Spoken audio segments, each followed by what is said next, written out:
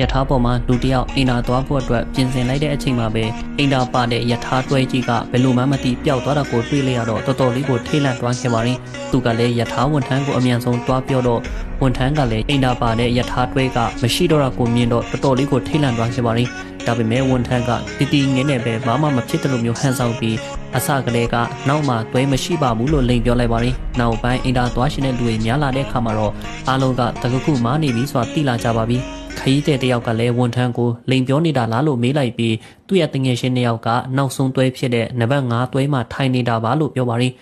ဘယ်လို့မှဖုံးကွယ်လို့မရတဲ့အစုံဝန်ထမ်းဖြစ်သူကလည်းယထာနံပါတ်5တွဲကရုတ်တရက်ရှုံရက်ဖြစ်သွားလို့ဥမြင့်ထဲမှာထားခဲ့ရတယ်ဆိုပြီးဝန်ခံလိုက်ကခရီးတဲ့တွေကိုမစိုးရိမ်ကြဖို့နဲ့အခုချက်ချင်းအကြောင်းကြားပြီးတော့ပြင်ခိုင်းလိုက်ပါမယ်လို့ပြောရှာပါရင်အဲ့ဒီနောက်ဝန်ထမ်းကဝါယာကျိုးကိုတွဲရောက်စစ်ဆေးကြည့်လိုက်တော့